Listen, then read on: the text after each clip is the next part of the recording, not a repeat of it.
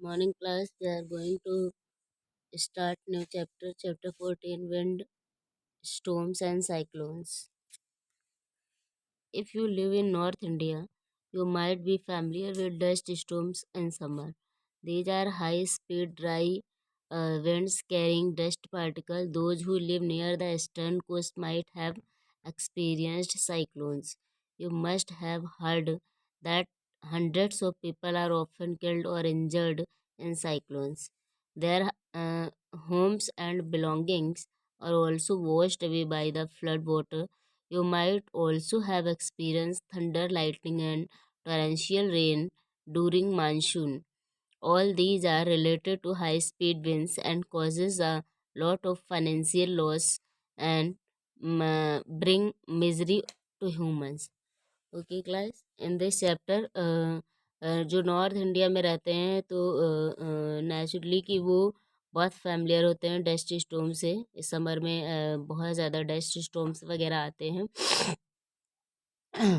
High speed dry winds जो है वो चलती हैं और काफ़ी तेज़ी से डस्ट पार्टिकल वगैरह कैरी करती हैं अपने साथ। और जो ईस्टर्न कोस्ट में रहते हैं उनको लगभग वो साइक्लोन्स के काफ़ी आदी हो जाते हैं क्योंकि वहाँ साइक्लोन्स बहुत आते हैं। और आपने सुना होगा कि बहुत सारे लोग जो हैं वो कभी कभी इंजर्ड हो जाते हैं साइक्लोन्स में और कभी कभी किल भी हो जाते हैं। उनके होम्स उनके बिलोंगिंग्स जो भी हैं वो फ्लड के थ्रू वॉश्ड अवे हो जाते हैं। नाउ थंडर लाइटनिंग भी आप लोगों ने सुन रखा है। टोर्सेंस रेन मॉनसून में काफ़ी तेज़ होती है। All these are related to high speed. ये सब होता क्यों है? Due to high speed wind.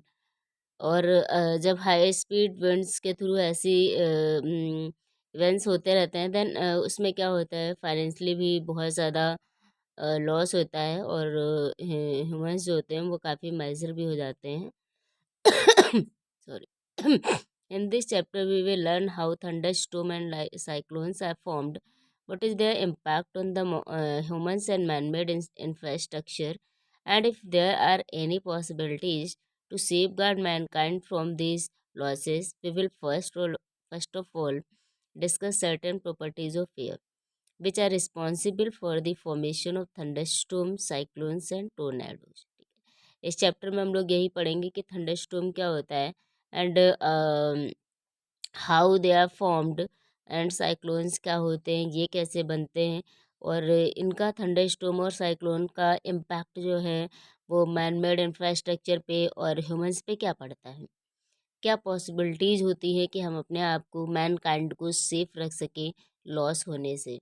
ठीक है, तो सबसे पहले हम लोग पढ़ेंगे एयर की प्रॉपर्टीज़ और कौन सी चीज़ें हैं, कौन से फैक्टर हैं जो थंडरस्टॉर्म, साइक्लोन, टोर्नेडो के लिए रिस्पॉन्सिबल होते हैं। इन सब चीज़ों के बारे में अभी हम लोग पढ़ेंगे। तो now first property is this air exert pressure. Air जो होता है ये प्रेशर एक्सर्ट करता है। फर्स्ट वी विल डिस्कस कि एयर प्रेशर होता क्या है actually. Air pressure is the force exerted on you by the weight of टिनी particles of air. ठीक है, जो एयर प्रेशर क्या होता है, जो आप पे वेट के कारण टिनी पार्टिकल्स जो हैं आप पे वो टिनी पार्टिकल वेट के कारण जो भी फोर्स एक्सर्ट करते हैं उसको एयर प्रेशर बोलते हैं। However, have you ever noticed that when you ride a bicycle against the direction of wind, you have to use extra energy to ride. Similarly, when you row a boat in a direction opposite to that of winds, you have to put extra efforts. In other words, rowing the boat in the direction of winds is easier than the against the direction of winds. All these observations show that air exert pressure.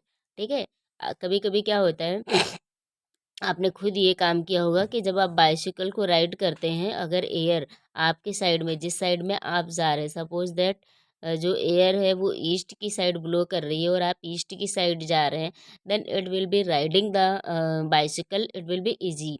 ठीक है, और अगर air जो है वो east की side blow कर रही है and you are going just opposite west side, then आपको क्या करना होगा, एक्स्ट्रा एफर्ट देना होगा, then you can ride the bicycle. There is next example also same as same कि जो बोट होता है, बोट को अगर आप रो कर रहे हैं एयर की डायरेक्शन में तो it will be easy easy. और अगर आप अपोजिट डायरेक्शन में रो कर रहे हैं तो आपको एक्स्ट्रा एफर्ट यूज करना पड़ेगा उसको रो करने के लिए। ठीक है, तो ये सारे ऑब्जर्वेशन से पता चलता है कि जो एयर है वो प्रेशर एक्सर्ट करता है। अगर प्रेशर एक्सर्ट नहीं करता तो जब हम अपोजिट साइड में जा रहे होते हैं तो हमें एक्स्ट्रा एफर्ट क्यों करना पड़ता।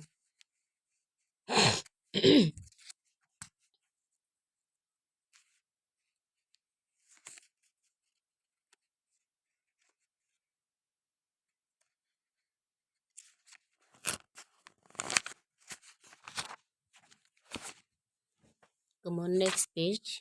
Activity 15.1 to show that air pressure, air exert pressure. ठीक है, आपको क्या करना है, एक केन लेना है लिड वाला और उसको 2/3 वाटर उसमें फिल कर दीजिए। देन आपको क्या करना है, उसको पुट ओवर फ्लेम, आप फ्लेम पे रख दीजिए और तब तक रखिए जब तक कि बॉइलिंग स्टार्ट ना हो जाए। नाउ बर्नर को आपको ऑफ कर देना है, फ्लेम को ऑफ कर देना है और केन का जो माउथ है उसको उसके लिड से टाइटली क्या करना है, बंद कर देना है। Now pour cold water on the hot cane as shown। क्या करना है कि जो केन था जिसमें बॉइलिंग वाटर फिल है, आपने टाइटली क्या किया है, उसके लिड से उसको बंद कर दिया। उसके बाद आपको क्या करना है कि जो कोल्ड वाटर लेना है और उस केन के ऊपर क्या करना है, कोल्ड वाटर को पोर करना है। Now what will be you will observe that tin losses its shape. Tin का जो शेप होगा वो क्या करेगा, डिशेप्ड हो जाएगा। ऐसा क्यों हो रहा है, when the water in can is heated. जो वाटर कैन के अंदर था वो क्या था, हीटेड था। It changes into vapours form. वो जब बॉइल्ड हो गया है तो जो उसके अंदर वाटर है वो क्या कर रहा है, अपने आप को वाटर फॉर्म में चेंज कर रहा था। Now when cold water run over the tin can containing hot water, जिसमें हॉट वाटर रखा आपने उसके ऊपर क्या किया, कोल्ड वाटर को डाल दिया। Then some of the steam in can turns back to its liquid state. ठीक है, तो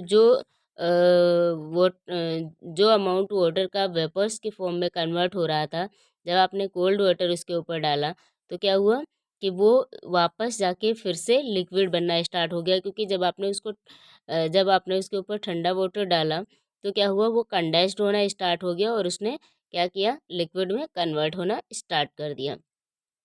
now reducing the amount of air inside.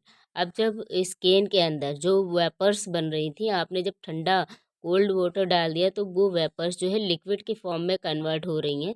जब लिक्विड के फॉर्म में कन्वर्ट हो रही हैं तो उसके अंदर की जो अमाउंट ऑफ एयर होगी वो क्या हो जाएगी, कम हो जाएगी, रिड्यूस हो जाएगी। This reduces the air pressure inside the can compress to the air outside. ठीक है। सॉरी। तो ये जो है ये क्या कर रहा है, उसके अंदर की एयर को रिड्यूस कर रहा है और बाहर का जो एयर प्रेशर है उसके कंपैरिजन में बाहर का एयर प्रेशर ज़्यादा हो रहा है और अंदर का कम हो रहा है। रिजल्ट ये है, इट कैन गेट्स कंप्रेस्ड और डीसेप। तो ये क्या होगा, जो केन था जिसमें हॉट वाटर रखा हुआ था ये डीशेप्ड हो जाएगा और कंप्रेस हो जाएगा। Okay class, now next topic is this, air pressure reduces when wind speed increase. अगर विंड स्पीड जो है बढ़ जाए, इंक्रीज हो जाए, तो भी एयर प्रेशर क्या होता है, रिड्यूस होता है। Now you can understood by this activity to show that air pressure reduces when wind is blowing at a high speed. आपको इसमें क्या करना है, एक बॉटल लेनी है वाइड माउथ की, ठीक है, और छोटे स्मॉल पेपर्स ले लीजिए, स्मॉल साइज के बिट्स ऑफ पेपर ले लीजिए और उनको जो है क्रम्पल करके और बॉल के साइड में, छोटे छोटे बॉल के साइज में बनाना है।